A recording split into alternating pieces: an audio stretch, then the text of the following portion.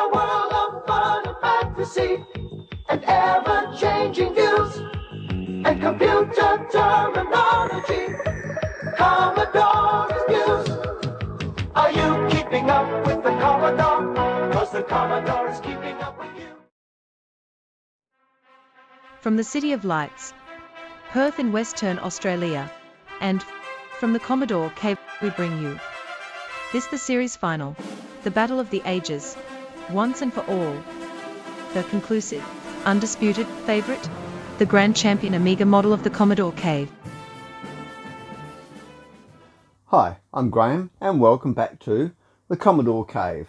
This is episode 9 and we are down to the 2 finalists now. This will be the first part of a 2-part special which will decide which model will take the crown.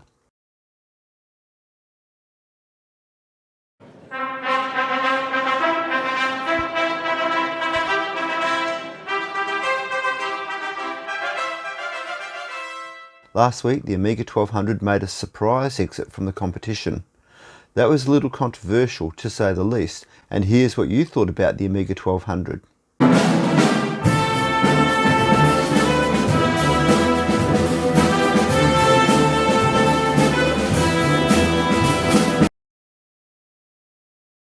A massive 49% said this was their favourite Amiga model of all. I wonder how many people who voted that actually own the Amiga 1200. I'd imagine it's quite a high number. Then another 46% said it was definitely their top 5. That is huge. In total, over 90% put it at the top. Only 5% didn't really like this model, and nobody said it was their least favourite. Thanks for your feedback. This week we'll have a new poll with a new format of only 2 options, of course. If you had to choose one out of the finalists, which model Amiga would you choose?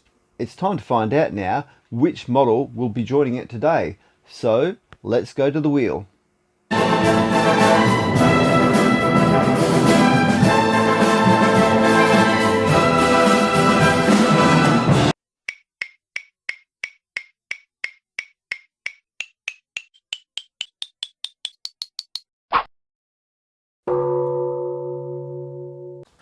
Now, you didn't really think it was going to be revealed on the wheel, did you? I think the models deserve a little bit more respect than that. So you have to keep watching a bit longer yet.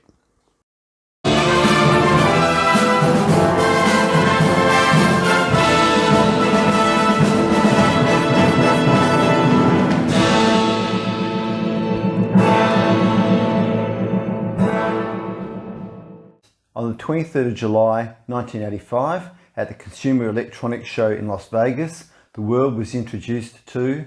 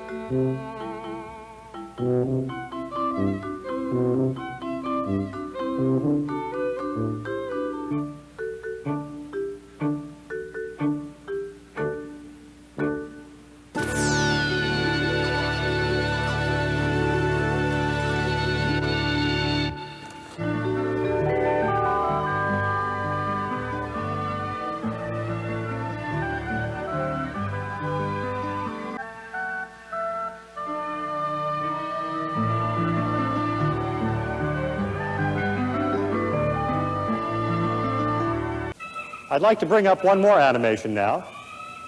This one, Robo City. There's quite a lot going on in this image. If you look at the right times, you'll see animation on top of animation on top of animation with correct saving and restoring of the background. You see multitasking going on here. The fire hydrant and the dog that don't like each other are separate tasks doing a proximity check. And it's so lifelike.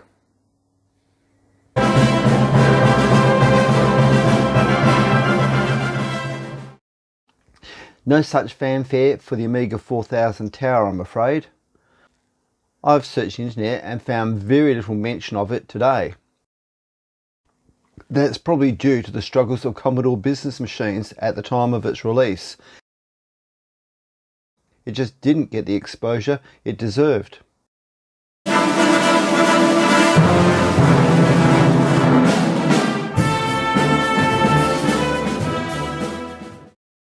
The Amiga 1000 was released at a price of $1,295 US, which is roughly about $3,700 US today. Its launch in 1985 was a black tie event. There's plenty of marketing material available today.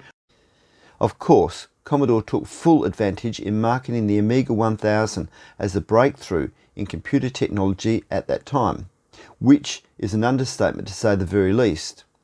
Its ability to handle high-definition video and audio, along with its real multitasking, were huge advancements over the standards of 1985. And not to forget about the leap to 880 kilobyte 3.5-inch floppy disk drives included as a standard feature of the computer. Up until that time, floppy disk drives were usually expensive additions. Brochures, magazines, advertising, articles, even video. Re-experience the mind unbounded. Amiga, the first personal computer that gives you a creative edge. When you were growing up, you learned you were facing a world full of competition. There were so many of you with all the right credentials. To succeed today, you need a way to stand out from the crowd, to make the most of your special kind of music. Introducing Amiga, the computer that gives you undreamed of creative power to work faster and more productively. With built-in color graphics no other comes close to. Amiga, the first personal computer to give you a creative edge. Despite its high price, it's estimated that hundreds of thousands of this model were sold during its production run. The Amiga 1000 was discontinued in 1987, paving the way for the newer, cheaper Amiga 500 and also the Amiga 2000 models. The A1000's innovative features and capabilities left a lasting impact on the computer industry and set a new qualitative bar for future computers to reach. At its release, the 4000T cost between $4,000 and $5,000 US, depending on the configuration. In today's money, that's roughly $8,000 to $11,000 US. That's a lot of cash. Once again, marketing for the A4000T targeted the creative professionals and enthusiasts with its advanced graphics and multimedia capabilities, but this time it came supported with much better performance and expandability. Commodore only released about 200 of these computers before they went bankrupt, making this version extremely rare. ESCOM took over a year later and they sold possibly a few thousand under the Amiga Technologies badge. Apart from a new computer case, they made a few small changes. The most obvious was upgrading the floppy disk drive to a high density disk drive of 1.44 megabytes. If you wanted to buy one today, what could you expect to pay for it?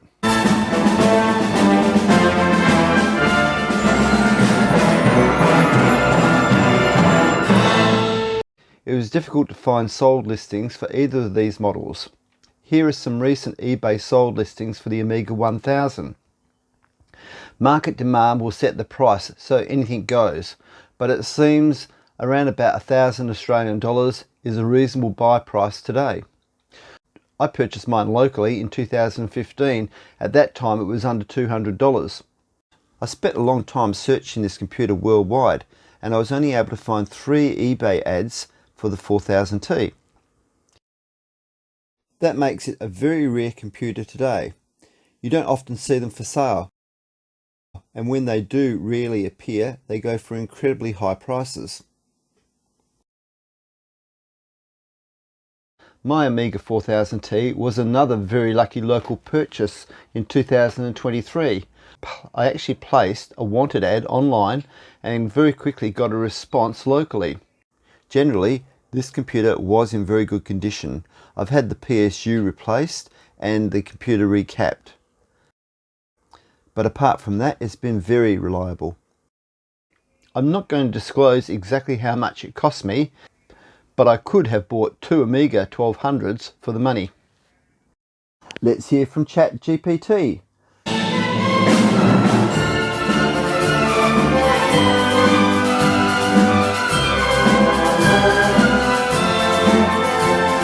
Chat, how about a bit of info on the 4000 tower? What do you know about that? The Amiga 4000T is a desktop computer released in 1994. It is an advanced model in the Amiga series, featuring a tower-style case design which allowed for easier expansion and customization compared to earlier models. The 4000T was powered by a Motorola 68040 processor, which provided substantial performance improvements over its predecessors. It also featured advanced multimedia capabilities, including built-in support for video and graphics processing. Despite its technical advancements, the Amiga 4000T faced stiff competition from other computing platforms and ultimately failed to revive Commodore's fortunes in the computer market. Sorry, this one comes in low at number 8 according to my information. I'm starting to have doubts about how reliable your information really is. Sorry to disappoint you. Chat, what can you tell us about the 1000? The Amiga 1000, released in 1985, marked a significant milestone in computing history as one of the first affordable personal computers to offer advanced multimedia capabilities.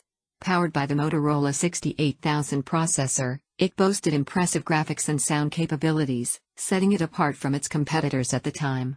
The Amiga 1000 introduced features such as multitasking and a graphical user interface, making it ahead of its time in terms of functionality. Despite its technical prowess, the Amiga 1000 faced challenges in the market due to limited software support and fierce competition from other platforms. Nonetheless, it laid the groundwork for future Amiga models and left a lasting legacy in the world of computing. I rank this computer as the third best Amiga model. Well, I'm still not convinced with your opinion, but fourth is a bit more realistic. You are most welcome, Graham. It was fun. I think this video is long enough now, so I'm calling it here. I hope you will all join me next week when at last it will be revealed which model wins the crown of the Commodore Cave. Don't forget to fill out the poll. The link is right there. And I'll review that again next week. Well, that's it for me today from the cave. Hope you found it interesting. If you did, leave us a thumbs up or a comment. And until next week, see ya.